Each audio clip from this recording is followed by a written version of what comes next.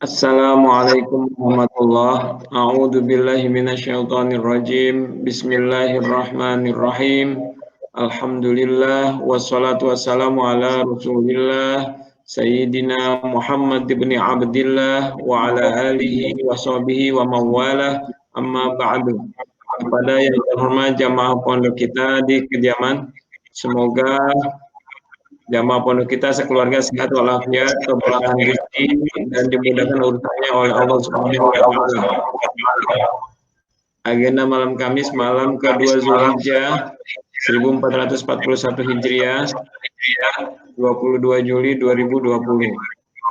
Yang pertama pengajian malam ke-27 Kitab Aqidatul Awam Nazm 46. Yang kedua tanya jawab. Bismillah, mari persiapkan diri kita untuk menjemput ilmu. Mudah-mudahan Allah Subhanahu wa taala meridhai niatan kita semua. Amin ya rabbal alamin. Kepada Kang Yusuf kami persilakan.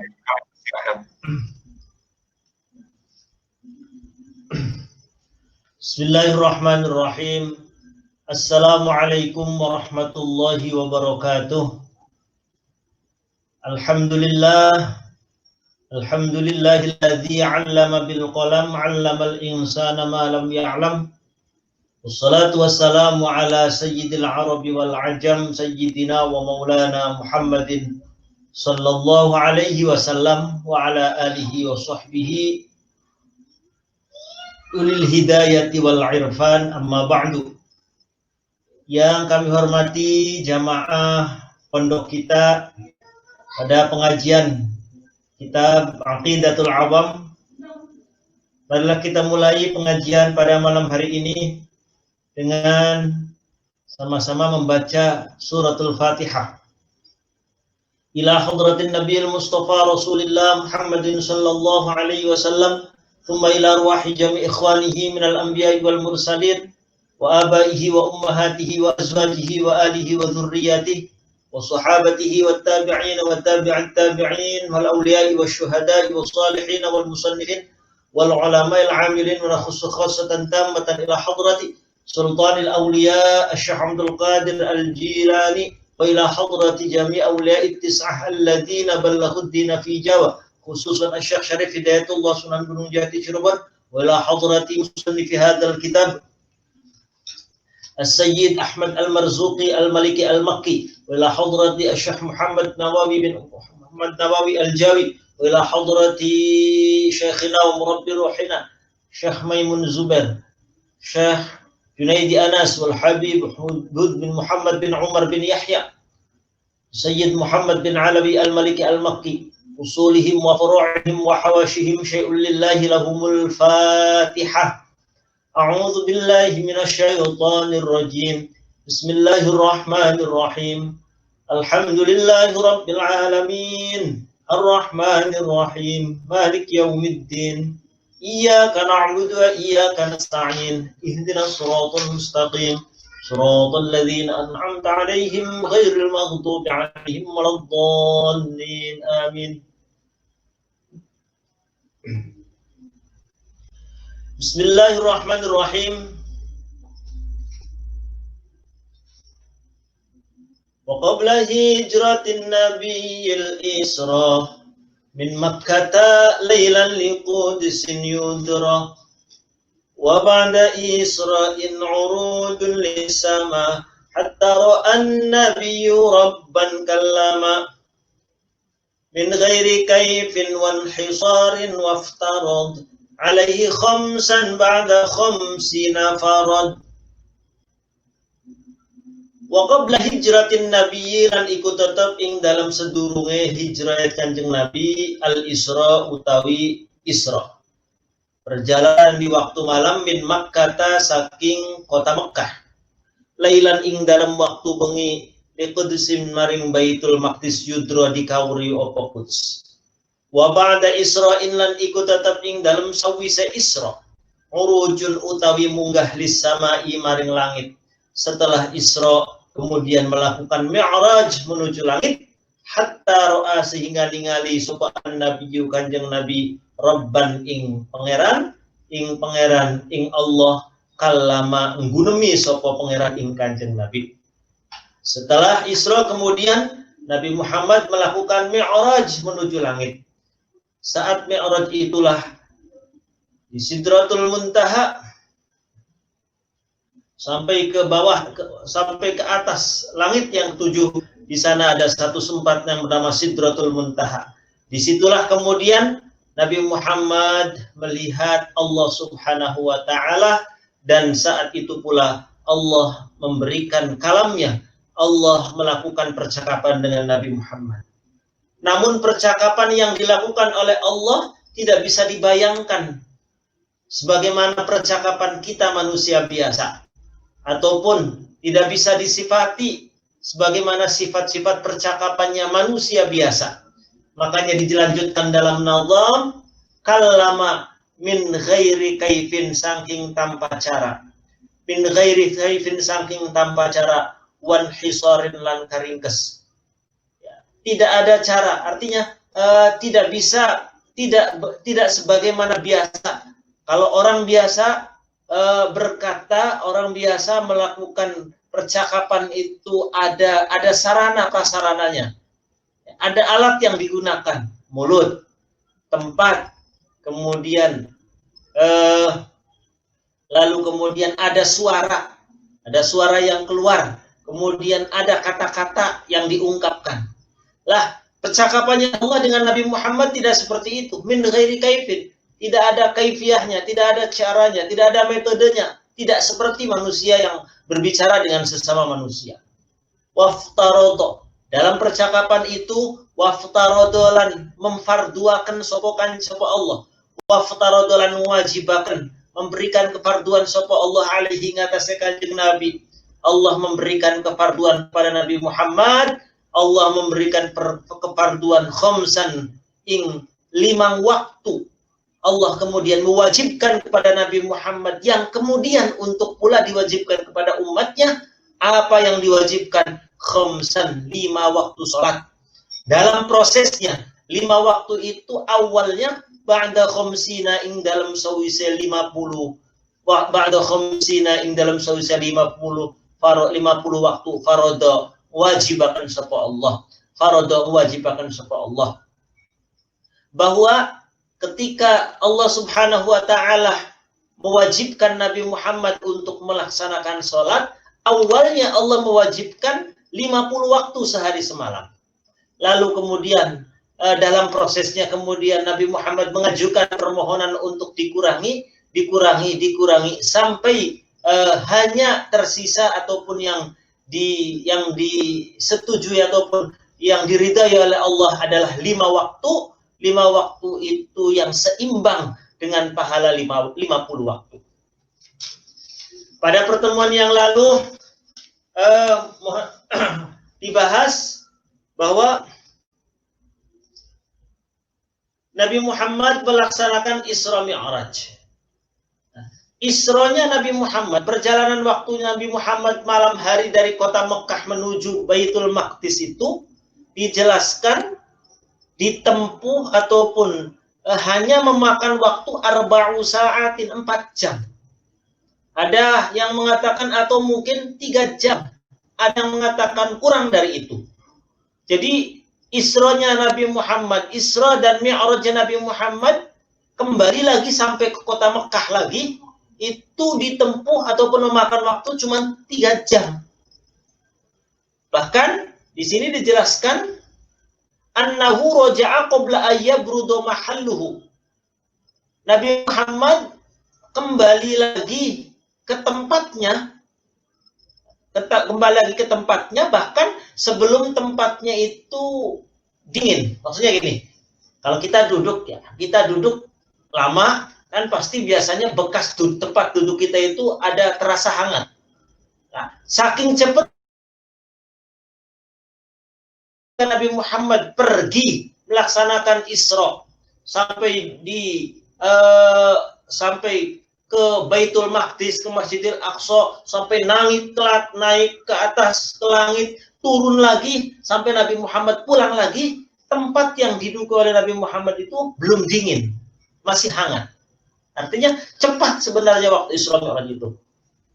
Jadi tidak sebagaimana dalam bayangan kita Isra Mi'raj Nabi Muhammad itu semalam full, ya semalam full tidak. Bahkan Nabi Muhammad dalam satu riwayat sebelum subuh sudah sampai ke tempatnya kembali, tempat semula.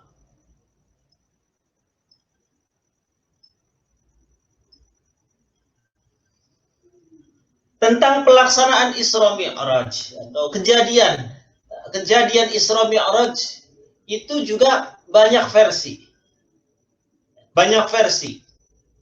Artinya ini saya sampaikan di sini supaya menjadi wawasan kita, Kalau sementara ini kita tahu kita memperingati Isra Mi'raj itu di bulan Rajab. Yang masyhur memang pendapat yang mengatakan bahwa Nabi Muhammad melaksanakan Isra Mi'raj pada tanggal 27 Rajab. Yang kemudian kita di Indonesia khususnya diperingati sebagai peringatan Isra Mi'raj. Namun di kitab Aqidatul Awam ini diketengahkan beberapa versi. Pertama tentang hari. Wa kana dzalika lailatul itsnain awil jum'ah awis sabti. Ada yang mengatakan kejadian itu hari Senin. Ada yang mengatakan hari Jumat. Ada juga yang mengatakan hari Sabtu. Ada berbagai pendapat. Wa kana min Ramadan. Ada yang mengatakan terjadinya itu di bulan Ramadan, bukan bulan Rajab. Ada yang mengatakan lagi bulan Syawal. Nah, yang masyhur itu bulan Rajab. Bahkan di sini Dzul Hijjah. Ada juga yang berpendapat bulan Dzul Hijjah. Au Rabiul Awal. Rabiul Awal. Luar biasa ini menjadi sebuah khazanah pengetahuan bagi kita. Khazanah pengetahuan bagi kita jikapun misalkan ada orang memperingati Isra Mi'raj kok sudah bulan Sya'ban, ya nggak masalah. Ataupun di bulan Ramadan pun, ya, di bulan Ramadan ada orang di bulan Ramadan kemudian memperingati Isra Mi'raj. Kita jadi tidak picik menyikapi, tidak nyinyir lah. Oh, bulan Ramadan malah memperingati Isra Mi'raj. Wah, ini nggak tahu sejarah, nggak tahu ilmu, ya, bahwa ternyata memang banyak pendapat tentang kapan atau waktu terjadinya Isra Mi'raj. Ada yang mengatakan bulan Ramadan, bulan Syawal, bulan Dzul Hijjah, bulan Rabiul Awal pun ada. Gitu.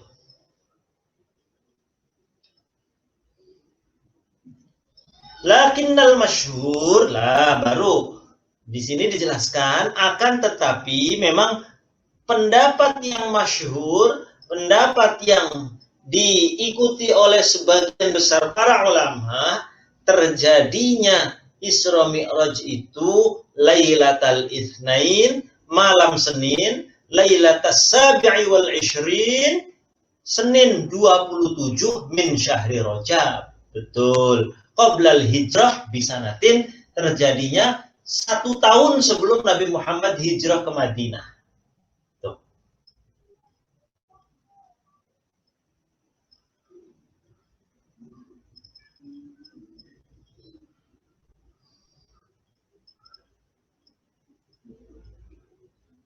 Dan bahwa dijelaskan di sini pula, Nabi Muhammad ketika melaksanakan Isra Mi'raj, ini mereview kembali pengetahuan kita.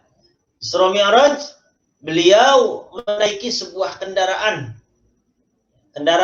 hewan yang khusus didatangkan dari surga yang kita kenal dengan nama hewan buraq. Buraq itu dabbatun min dawatil arba'. Hewan yang memiliki 4 kaki. Tapi la zakarun wala unsa. Tidak berjenis kelamin betina maupun juga tidak berjenis kelamin jantan. Kita tahu Manusia, hewan itu pasti kalau tidak betina ya jantan. Nah, buruk khusus ini dikatakan jantan juga bukan, apalagi dikatakan betina. Besarnya itu dunal bakhli wa fawqal khimar. Di atas bighal. Mohon maaf. Di atas himar, di bawah bighal. Bighal itu hasil peranakan antara kuda dengan keledai. Idza saro yad'u rijlaihi inda muntaha basarih min al-ard. Jadi burung ini dia hewan spesial. Kenapa dikatakan buruk? Karena libar kisairi. Karena laksana secepat kilat jalannya. Jadi berlarinya buruk ini laksana secepat kilat. Makanya dinamakan buruk. Asal dari kata al-barq. Al-barqu itu kilat. Idza saro yad'u rijlaihi inda muntaha basari. Kecepatan larinya itu, langkahan kaki buruk itu satu kali melangkah itu sama dengan jauhnya pandangan mata kita. Kalau kita misalkan di tengah tempat luas di atas, kita bisa memandang jauh ke depan. Nah, langkahan kaki buruk satu kali loncat itu sejauh mata memandang.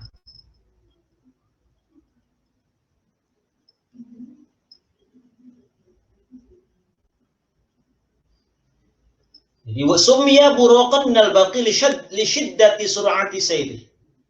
Au minal bariq.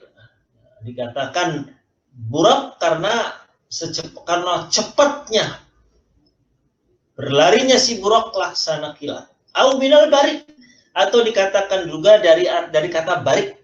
Barik itu bimakna bayat putih. Ada si buruk ini warnanya itu berkemilau putih.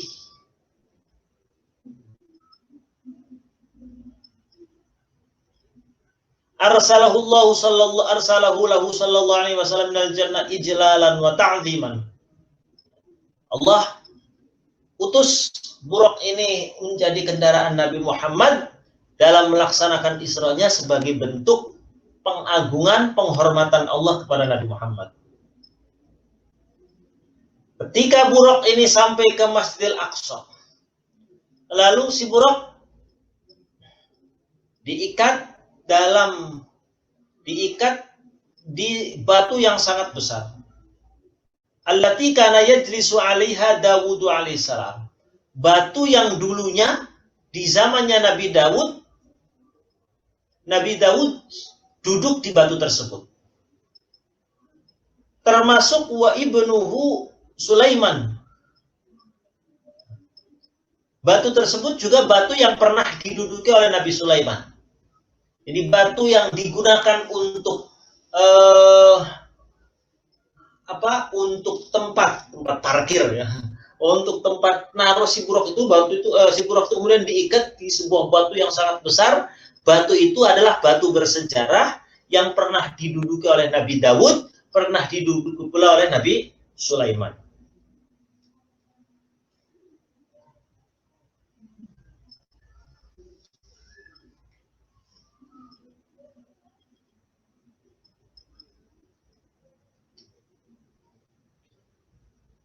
Wala yanbaghi al-udul waqila wa qal isra wal mi'raj marratan manaman wa marratan yaqtatan. Kita mungkin pernah mendengar kontroversi perbedaan pendapat tentang apakah Nabi Muhammad melaksanakan Isra Mi'raj itu jiwa raganya juga. Ya raganya, ya juga ruhnya. Di sini terdapat perbedaan pendapat. Waqila. Waqal Isra wal Mi'raj marratan manaman wa marratan yaqtatan. Pendapat pertama, Nabi Muhammad melakukan Isra Mi'raj itu 2 kali. 2 kali. Pertama pada saat tertidur, kemudian pada saat terjaga. Wa qila al-Isra fi lailatin wal Mi'raj fi lailatin. Ini perlu saya ketengahkan sebagai sekali lagi sebagai khazanah. Ya. Sebagai khazanah tentang kontroversi ataupun perbedaan-perbedaan pendapat tentang masalah sejarah. Ada pendapat lagi al-Isra fi lailatin wal Mi'raj fi lailatin. Jadi jiwa raganya Nabi Muhammad tapi dua waktu. Satu malam Isra, sampai satu malam Isra dari Mekah ke Madinah, kemudian malam berikutnya baru Mi'raj.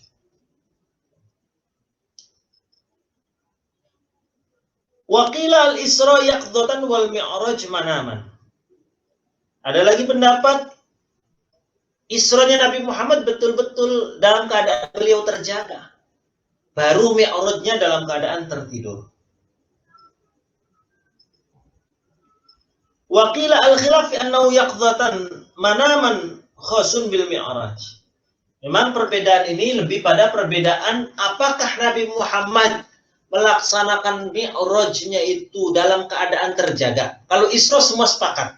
Nabi Muhammad dari perjalanan Mekah menuju Masjidil Aqsa naik kendaraan buruk dalam keadaan terjaga, tidak tertidur. Lah yang jadi perbedaan itu tentang Mi'raj Nabi Muhammad. Apakah Mi'raj-nya dalam keadaan terjaga ataukah tertidur? Pendapat pertama, Isra-nya terjaga, Mi'raj-nya tertidur.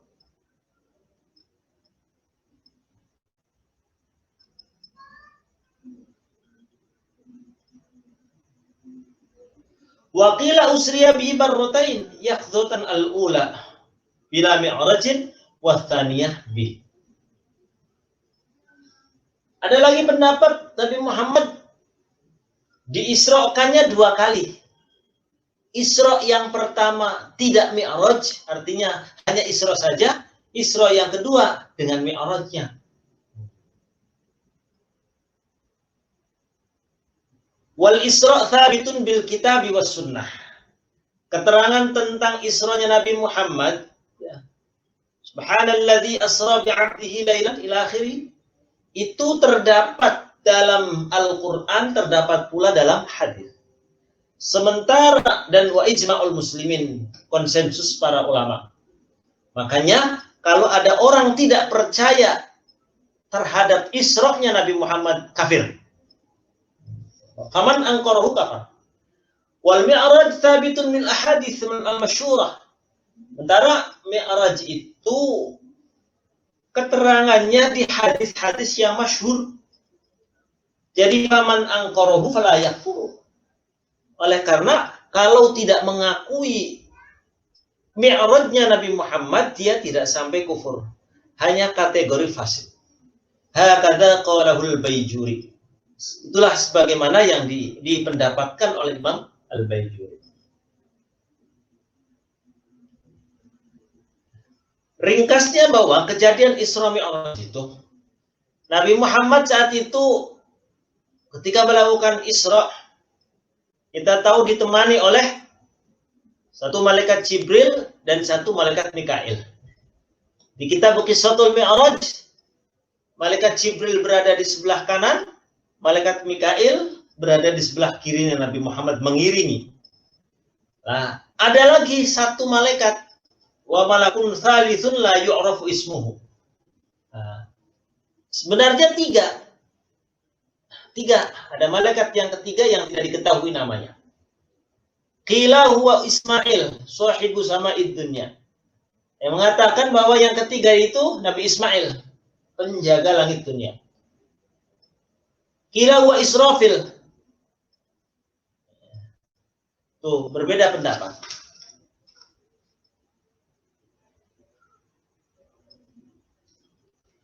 Sampai ke Masjidil Aqsa, Nabi Muhammad kemudian sholat bersama dengan malaikat Jibril. Nah, kemudian timbul pertanyaan, bukankah belum diwajibkan sholat? Bukankah belum diwajibkan sholat? Kan kewajiban sholat itu baru setelah Mi'raj. kok ini belum mi'raj sudah salat? Di sini dijelaskan, summa shalla huwa wa Jibrilu raka'ataini tahiyatal masjid. Betul bahwa salatnya Nabi Muhammad dengan malaikat Jibril itu adalah salat tahiyatul masjid. Falamma faragha min salatihi ma lam yalbath sallallahu alaihi wasallam illa zamanan yasiran hatta ra'al masjida qad ijtama'a fihi unasun katsirun minal anbiya'i wal mursalin wal malaikati wal insi wal jinni bi abdanihim wa arwahihim ahyatan wa amwata. Setelah Nabi Muhammad dan malaikat Jibril salat tahiyatul masjid di Masjidil Aqsa, tidak berapa lama kemudian tiba-tiba di situ tiba-tiba ada segerombolan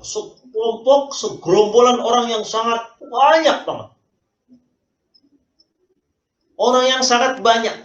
Ternyata di Masjidil Aqsa Allah Subhanahu wa taala mengutus para nabi-nabi yang sudah wafat dan para malaikat semuanya untuk hadir dan menjadi makmumnya Nabi Muhammad sallallahu alaihi wasallam. Banyak orang minal anbiya, para nabi-nabi semua datang semua, wal mursalin, para rasul-rasul. Semua nabi, semua rasul saat Nabi Muhammad mau melaksanakan mi'raj datang semua menghadiri. Wal malaikat, para malaikat, wal insi, manusia-manusia, ini tentu manusia, para wali-wali kekasihnya Allah. Wal jin, jin juga sama. Bi abdanihim wa arwahihim ahyatan wa amwata. Jadi kedatangan orang-orang tadi, para nabi, para malaikat tidak meninggal. Kemudian manusia-manusia, jin-jin, itu semua datang dengan jiwa raganya. Artinya, ya rohnya, ya jasadnya. Tidak kemudian rohnya saja, tidak. Tetapi roh dan jasadnya hadir di situ. Ay innal anbiya wal mursalin qila hadaru bi arwahihim wa ajsadihim. Satu pendapat, kalau para nabi memang betul. Para nabi betul. Mereka hadir di Masjidil Aqsa saat Nabi Muhammad mau melaksanakan mi'raj itu. Mereka hadir, ya jasadnya, ya rohnya. Apa alasannya? Li'annal anbiya'a ahya'un fi quburihim. Oleh karena para nabi itu sejatinya hidup di dalam kuburannya. Yasumuna wa yusalluna wa yahujjun. Ini. Para nabi itu meskipun sudah wafat, dalam pandangan kita manusia biasa, hakikatnya beliau-beliau ini hidup. Beliau-beliau ini hidup. Di dalam kuburnya, di dalam alam kuburnya, para nabi itu yasumuna wa yusalluna wa yahujjun. Mereka para nabi itu di kuburannya ya tetap melaksanakan sholat.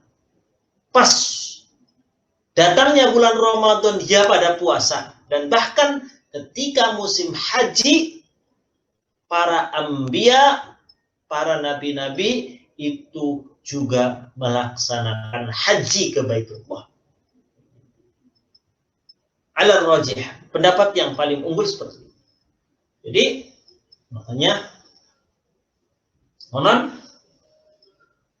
pendidikannya Mbah Mun, haji itu setiap tahun tidak kurang, tidak lebih dari 600.000. Kalau tidak kurang dan tidak lebih dari 600.000. Kalau lebih biasanya pada wafat. Kalau kurang biasanya nanti dipenuhi oleh para malaikat dan para nabi. Di sini.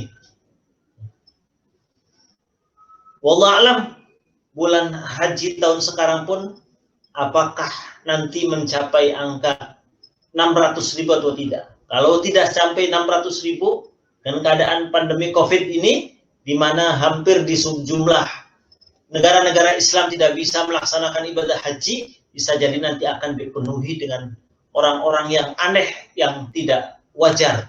Bisa jadi itu adalah para malaikat dan para nabi untuk menggenapkan hitungan 600.000 setiap tahun.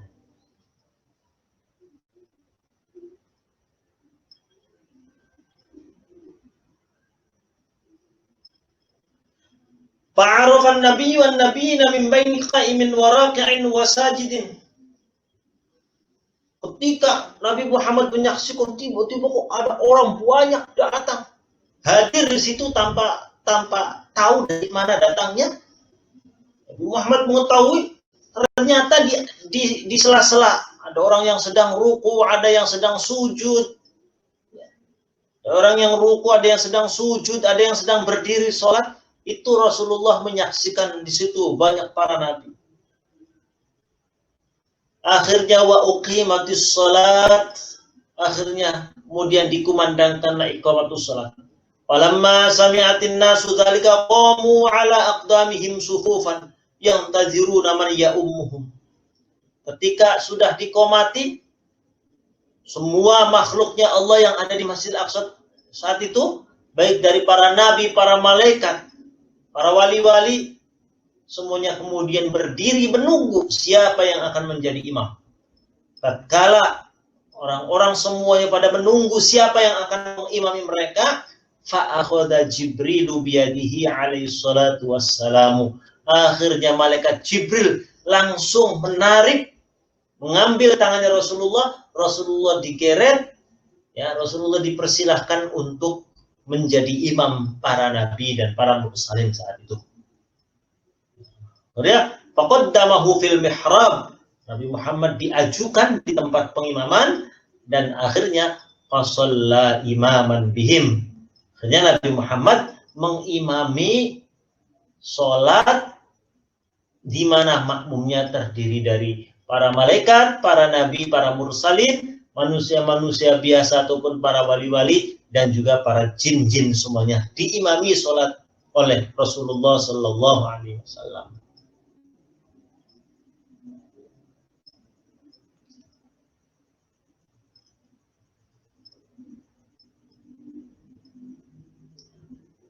Jadi Masjidil Aqsa itu masjid yang sangat luas. Sangat luas. Tapi dilalah dengan orang yang segitu banyaknya yang tanpa diduga-duga. Tempat yang segitu luasnya itu penuh, namun muat semua masuk di dalamnya. Karena biqudratillah, atas kudrahnya Allah, meskipun orang segitu banyaknya, bisa muat di dalam Masjidil Aqsa. Ya, karena sebelumnya yang namanya Masjidil Aqsa itu kalau sholat Jumat dulu ya sholat Jumat, sholat Idul Fitri ataupun yang lainnya itu satu shop saja nggak penuh, satu shop saja tidak penuh. Tapi saat itu hampir satu masjid penuh, ya, berada di kerumunan.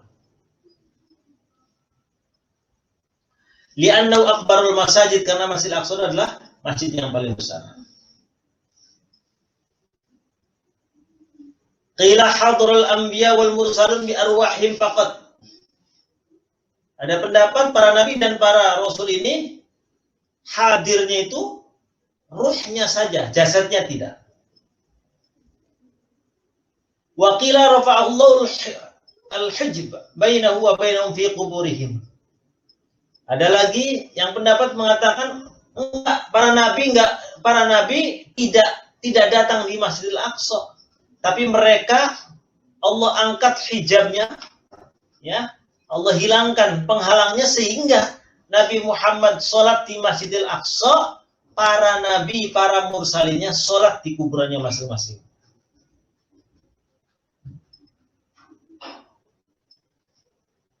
Seperti itu. Lalu kemudian dari itu, lalu setelah melaksanakan sholat mengimami para nabi, para mursalin, lalu Nabi Muhammad kemudian melakukan mi'raj. Singkat cerita, ketika Nabi Muhammad melakukan mi'raj, di situ sebagaimana di Nadham dijelaskan, Allah Subhanahu wa Ta'ala kemudian mengajak bicara Nabi Muhammad. Di sini terdapat kontroversi.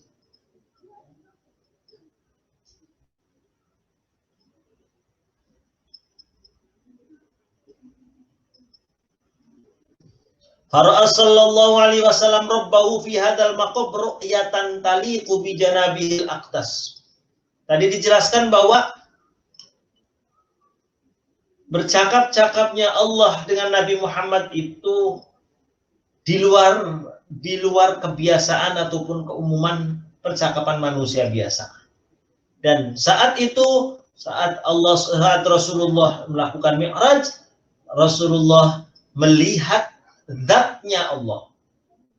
Beliau melihat Allah Subhanahu wa taala dengan penglihatan yang sesuai. Artinya tidak bisa dibayangkan oleh kita, tetapi itu terjadi. Nabi Muhammad melihat zatnya Allah Subhanahu wa taala bi'ainai ra'sihi biquwwatin awda'aha fihima, tentu dengan kekuatan yang Allah berikan, karena ini luar biasa kejadian spiritual yang sangat agung, bisa melihat zatnya Allah. Kalau tidak diizini, kalau tidak diridhoi oleh Allah, tidak mungkin.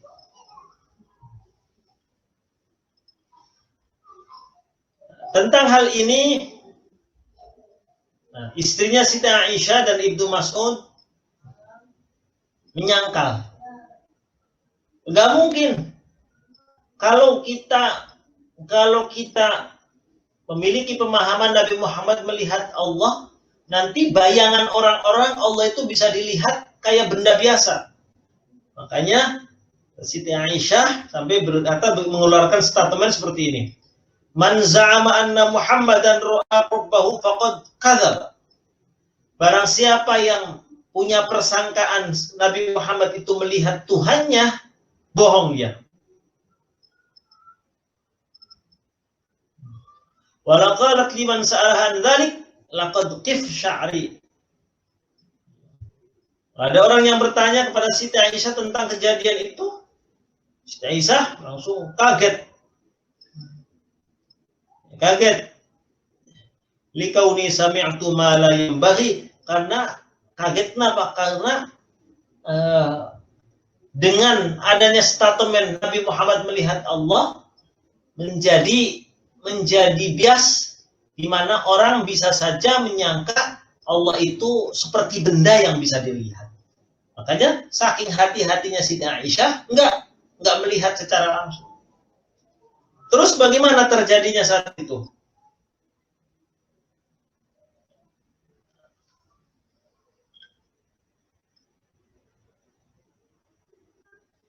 Saat Nabi Muhammad bertemu dengan Allah Subhanahu wa taala,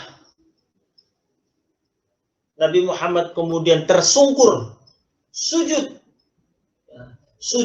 sebagai sujud penghormatan dan memuliakan Allah Subhanahu wa taala. Wa kallamahu rabbu fi dzalika sujud fa ajabahu. Kemudian Nabi Muhammad di keterangan ini tidak melihat mendongakkan ke atas melihat zatnya Allah, tidak. Nabi Muhammad tertunduk bersujud kepada Allah Subhanahu wa taala. Fa ajabahu fihi. Lalu Allah mengajak bicara Nabi Muhammad. Dalam pembicaraan ini Nabi Muhammad kemudian mengatakan faqala labbaik ya Rabb. Ketika diajak bicara oleh Allah, jawab Nabi Muhammad, labbaik ya Rabbi. Labbaik ya Rabbi. Baik ya Rabbi. Dalam, wahai Tuhanku. Akhirnya Allah Subhanahu wa taala mengatakan, faqala lahu sal tu'ta. Allah lalu kemudian memberikan kesempatan kepada Nabi Muhammad, dah minta Muhammad. Minta apa yang kau inginkan, tu'ta, maka kau akan dikabulkan permintaanmu. Akan berikan permintaan. Ya, ketika disuruh oleh Allah untuk memberikan permohonan, untuk menyampaikan permohonan, akhirnya Nabi Muhammad mengatakan, innaka ittakhadta Ibrahima khalila wa kallamta Musa taklima wa a'taita Dawuda mulkan azima. Tuhai Tuhanku, Allah, wahai Allah, Engkau menjadikan Ibrahim sebagai khalil kekasihmu. Engkau pula pernah memberikan Nabi Musa kesempatan untuk berbicara denganmu. Engkau telah memberikan Nabi Dawud betapa kerajaan yang sangat besar. Tidak hanya memiliki kerajaan yang agung dan besar, Tetapi Nabi Dawud diberikan mukjizat, dia bisa melenturkan besi. Wasakharta lahul jibal, bisa membuat gunung-gunung itu nurut sama Nabi Dawud. Wa a'taita Sulaiman mulkan 'azima, engkau pula memberikan Nabi Sulaiman kerajaan yang sangat besar. Wasakharta lahul insa wal jinna wasyayatina, kau buat manusia, jin, setan, binatang, semuanya nurut sama Nabi Sulaiman. Angin-angin juga pada nurut kepada Nabi Sulaiman. Wa a'taitahu mulkan la yanbaghi li ahadin min ba'di, dan engkau berikan kerajaan yang tidak pernah kau berikan kepada yang lainnya di alam dunia ini. Wa 'allamta Isa at-Taurata wal Injil wa ja'altahu yubri'ul akmah. Kemudian engkau ya Allah, engkau mengajari Nabi Isa Taurat dan Injil. Kemudian Nabi Isa pula diberikan kekuatan untuk bisa menyembuhkan orang yang buta. Orang yang buta, bahkan orang yang tidak dilahirkan dalam keadaan tidak ada mata sama sekali. Kau berikan kekuatan Nabi Musa bisa menyembuhkannya, bisa membuat normal orang yang terlahir dalam keadaan tidak punya mata. Al-Abras, kemudian orang yang memiliki penyakit belang semuanya bisa langsung disembuhkan oleh Nabi Isa. Wa yahya al-mauta bi'idhnika wa'atahu wa yuhyil mauta, wa yuhyil mauta. Lalu kemudian Nabi Isa pula dengan kekuatan yang ada darimu, yang telah engkau berikan, bisa menghidupkan kembali orang yang sudah meninggal dunia dengan izinmu.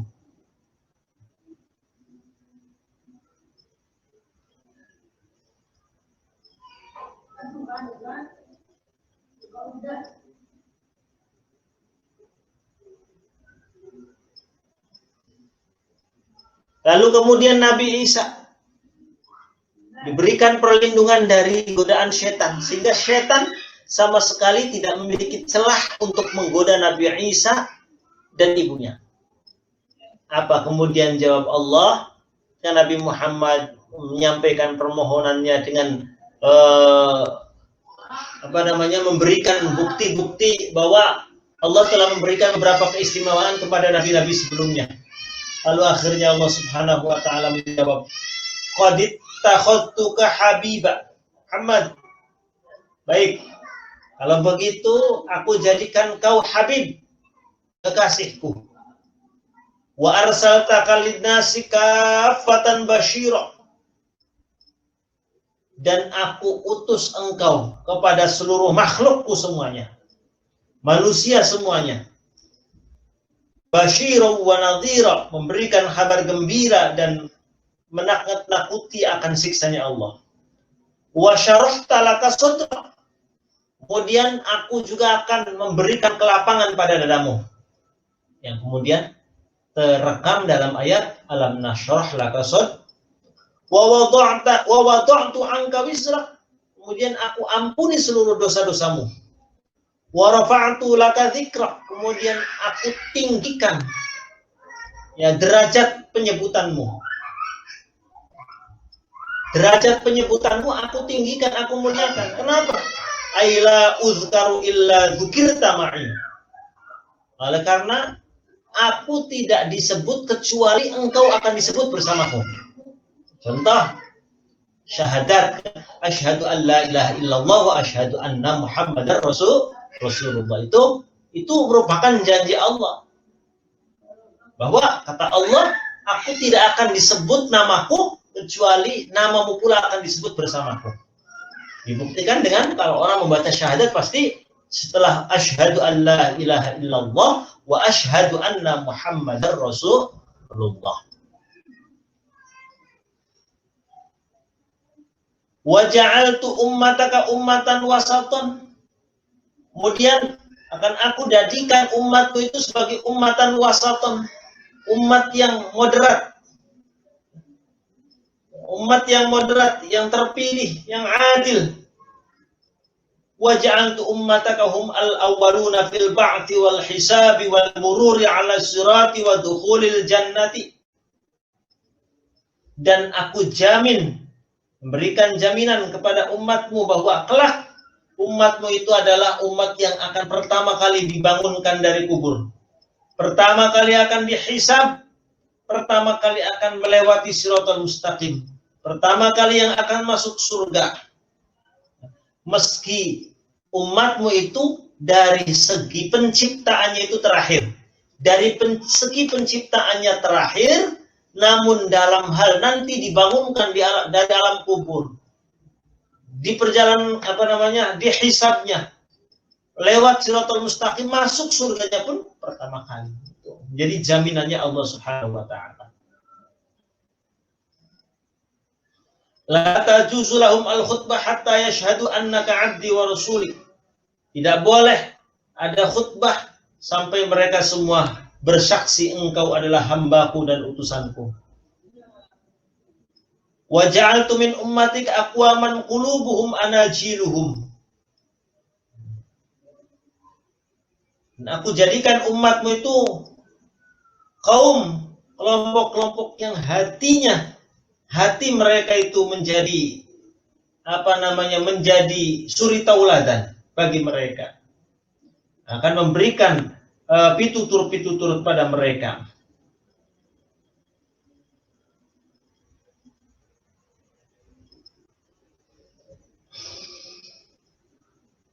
Wa ja'altuka awwalan nabiyina khalqan wa akhirahum ba'than.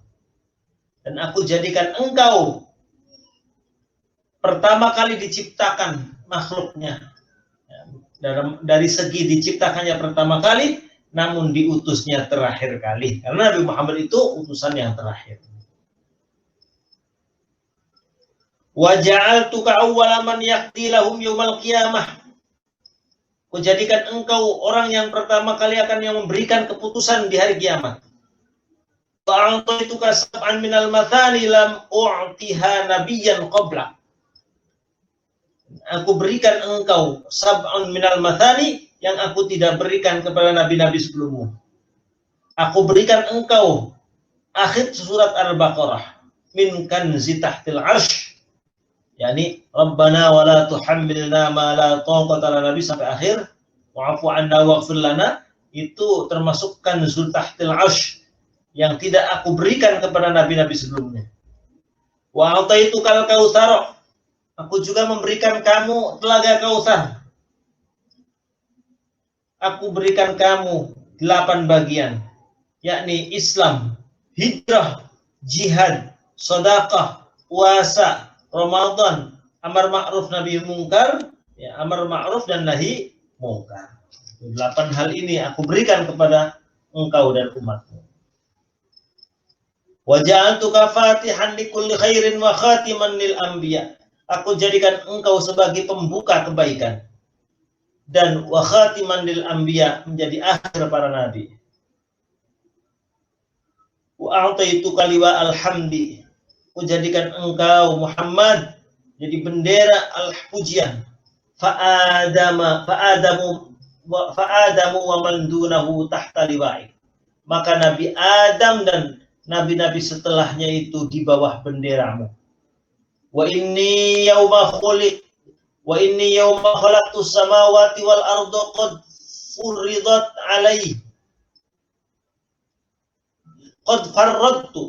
faradtu alaihi wa ala ummatik alaika wa ala ummatik khamsina salatan fi kulli yawmin wa lailatin. Dan aku telah memfardukan kepadamu dan kepada umatmu, memfardukan 50 sholat sehari semalam, yang kemudian nanti menjadi 5 waktu. Fakum biha anta wa ummatuk.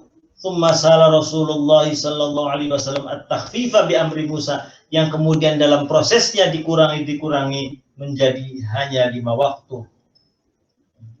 5 waktu pun diberikan jaminan oleh Allah, hunna khamsu shalawatin kulla yaumin wa lailatin.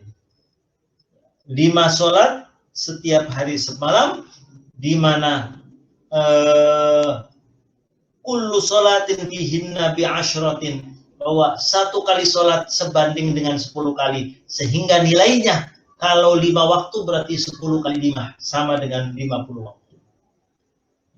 Dilipat gandakan pahalanya sebagaimana bilangan pada saat Allah mewajibkan kepada Nabi Muhammad. Pertama kali Allah mewajibkan sholat kepada Nabi Muhammad itu 50 waktu. Kemudian dikurangi 5 waktu. Namun 5 waktu itu nilainya sama dengan 50 waktu. Wa man hamma bihasanatin falam ya'malha kutibat lahu hasanatun wahidah. Kemudian aku juga telah memberikan kamu, di antara kamu dan umatku, barang siapa yang melaksanakan kebaikan 1 kali, barang siapa yang hanya punya keinginan melaksanakan kebaikan, maka sebelum dia beramal sudah dicatat 1 kebaikan. Kalau ia langsung beramal melakukannya 10 kali kebaikan. Tapi tidak sebaliknya. Bagi umatmu yang punya niatan, punya keinginan, punya rencana untuk melakukan keburukan, tidak langsung dicatat. Baru kalau dia benar-benar melakukan keburukan, hanya dicatat 1 kali dosa. Itulah bahwa Allah Subhanahu wa Ta'ala memberikan keistimewaan kepada Nabi Muhammad untuk melaksanakan Isra Mi'raj. Demikian, mudah-mudahan bermanfaat.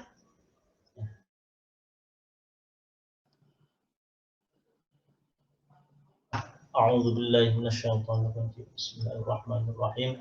Alhamdulillahi rabbil alamin, arrahmanir rahim. Iyyaka na'budu wa iyyaka nasta'in. Ihdinas shiratal mustaqim. Shiratal ladzina an'amta 'alaihim ghairil maghdubi 'alaihim waladdallin. Baik Mas Hari, silakan diserahkan lagi kepada moderator. Bagi jamaah yang ingin bertanya dipersilakan.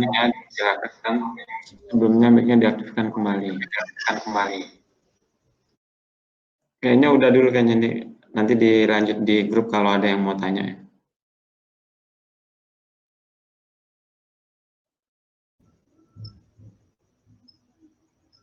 Ya, baik, mohon maaf juga kepada rekan-rekan jamaah pondok kita. Mudah-mudahan kita tetap bisa istiqomah melaksanakan pengajian kitab Aqidatul hari-hari berikutnya. Kurang lebihnya mohon maaf. Wallahul muwaffiq ila aqwamit thariq. Wassalamualaikum warahmatullahi wabarakatuh.